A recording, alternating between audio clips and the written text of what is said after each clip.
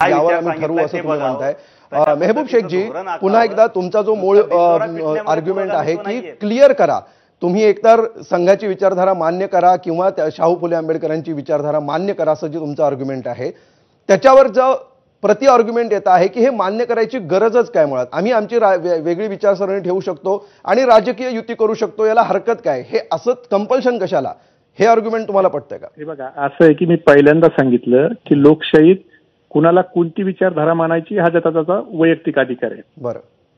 तो आता आमच्याकडे जे इन्व्हिटेशन कार्ड आमच्या खासदारांनी पाठवलं त्याच्यावर क्लिअर कट तो राष्ट्रीय स्वयंसेवक संघाचा कार्यक्रम आहे. तिथं सुनेत्रा वहिनींनी जावं का नाही जावं हा त्यांचा प्रश्न आहे. अजितदादा डिसेंबरला स्वयंसेवक संघाच्या कार्यक्रमाला जात नाही, सुनेत्रा वहिनी जातात.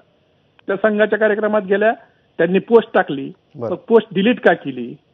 आणि ज्या यशवंतराव चव्हाण साहेबाचा फोटो ते बॅनरवर लावतात, ज्या सरदार वल्लभभाई पटेलांचं सांगितलं जातं, त्यांनी स्वयंसेवक संघावर बंदी घातलेली आहे. मग त्यांचे फोटो लावायचा आपल्याला नैतिक अधिकार आहे का? शाहू फुले आंबेडकरांचं नाव घ्यायचा आपल्याला नैतिक अधिकार आहे का? आमचं साधं म्हणणं आहे की ताकाला जाऊन गाडगं लपू नका. तुम्हाला ती विचारधारा मान्य असेल ते तुम्ही मान्य करा, आमचं काही म्हणणं नाहीये.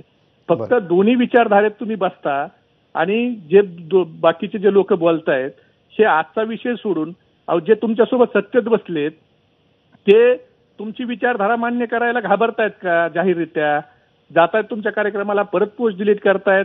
मग संघ किती चांगला आहे हे भारताला सांगण्यापेक्षा, आम्हाला सांगण्यापेक्षा तुमच्यासोबत सत्तेत बसलेल्या लोकांना सांगा. त्यांना जर वाटलं संघाची विचारधारा चांगली आहे तर त्यांनी ती स्वीकारावी, आमचं काही दुमत नाही. पण जे करायचं ते छाती ठोकपणे करावं. एकदा जाऊन परत डिलीट करणं हे शोभत. ठीक आहे, मुद्दा लक्षात आला. अमोल मिटकरीजी, आमचं काही म्हणणं नाही. अमोल मिटकरीजी, याचं एकदा क्लिअर उत्तर तुम्हाला द्यावं लागेल की हे जे हेजिटेशन आहे हे हेजिटेशन नेमकं कशामुळे, किंवा याला उघड उघड कुठलीही भूमिका घेणं, ते स्वीकारणं किंवा नाकारणं हे राजकीय अडचणीचं ठरतंय का?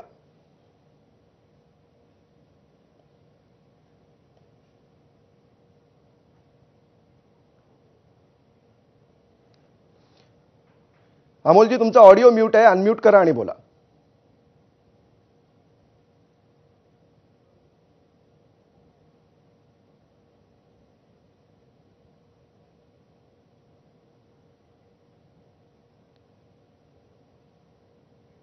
ठीक आहे, त्यांचा आवाज आपल्यापर्यंत येत नाहीये. संघटनेचे कार्यकर्ते सांगत होते बोला. तर त्यांना मी फक्त महिला समानतेचं एवढंच सांगतो की सगळ्यात पहिलं महिलांचं आरक्षण हे शरद पवार साहेबांनी दिलं स्थानिक स्वराज्य संस्थेत.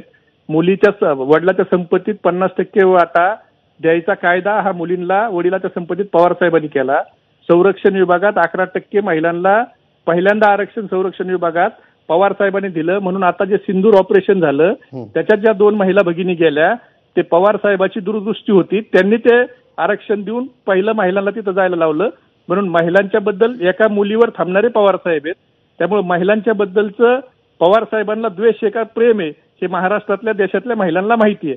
त्यामुळे उगाच याला महिला पुरुषवाद असं न देता ज्यांना ती विचारधारा स्वीकारायची का नाही स्वीकारायची हे त्यांना एकदा विचारा. आणि आमचं म्हणणंच नाही, तुम्ही त्यांना पटवून सांगा आरएसएस किती चांगलं आहे आणि त्यांनी ते जाहीर स्वीकारावं, आमचं काही दुमत नाही. फक्त आमचं म्हणणं आहे की फोटो टाकून डिलीट करू नका. उलट ठीक आहे, आपण उत्तर घेऊया. अमोल मिटकरींचा आवाज आपल्यापर्यंत आता पोहोचतो आहे. अमोल मिटकरीजी, माझा प्रश्न कदाचित तुम्हाला ऐकू आला असेल. याचं वाईट वाटलं पाहिजे ह्या दोघांना. मी दोन गोष्टी या ठिकाणी अमोल सर सांगतो. पोस्ट टाकायची, पोस्ट कोण डिलीट करायची, अनेकांनी अनेक पोस्ट टाकून अजून डिलीट केल्यानंतर त्यांनी त्यांचं स्पष्टीकरण दिलं नाही. त्यामुळं आम्हाला चर्चेत सहभागी होण्याच्या पूर्वी एकदा असं सांगितलं होतं का इथं श्री रोहित पवार म्हणजे तुतारी गटाचे नेते, ज्येष्ठ नेते ते येणार आहेत चर्चेमध्ये, ते येणं अपेक्षित होतं. पण ठीक आहे, त्यांचा प्रतिनिधी आला असेल तरी आम्ही तुम्हाला सांगतो की यामध्ये याच्यापूर्वी अनेकांनी अनेक पोस्ट केल्या, नंतर त्या डिलीट पण केल्या. त्याचं उत्तर जर मागत बसलो तर तुमचा वेळ पुरणार नाही. दुसरं असं आहे की तुतारी गटाचे एक खासदार नथुराम गोडसेंचा चित्रपट करतात, ज्यांचं नाव आहे खासदार डॉक्टर अमोल कोल्हे. त्यावेळेस ती विचारसरणी नव्हती का? नंबर 2, प्रणव मुखर्जी जे काँग्रेसचे ज्येष्ठ नेते आहेत ते 7 जून 2018ला उघडपणे राष्ट्रीय स्वयंसेवक संघाच्या व्यासपीठावर नागपूरला गेले होते. आणखी नंबर 31चं उदाहरण देतो. पुलोटचं सरकार ज्यावेळेस पवार साहेबांनी स्थापन केलं त्यामध्ये त्या मंत्रिमंडळात उत्तमराव पाटील, प्रतिभाताई टोपले आणि हशू अडवाणी हे संघाचे स्वयंसेवक नव्हते का? त्याच्यामुळे कोण पोस्ट टाकायची, कोण डिलीट करायची, कोण पुरोगामी आहे, कोण प्रतिगामी आहे, हे मी रोहित पवारांना विचारलं असतं, पण त्याच्या प्रतिनिधीला त्यांच्या इथं विचारण्यात काही अर्थ नाही. त्याच्यामुळे आम्ही पुरोगामी आहोत हा डंका मारणाऱ्यांनी आपण कितपत पाण्यावरती अगोदर पाहायला पाहिजे. ठीक आहे. अमोल मिटकरीजी, डॉक्टर कोल्हेंबद्दल तुतारी गटाची काय भूमिका आहे हे एकदा तुतारी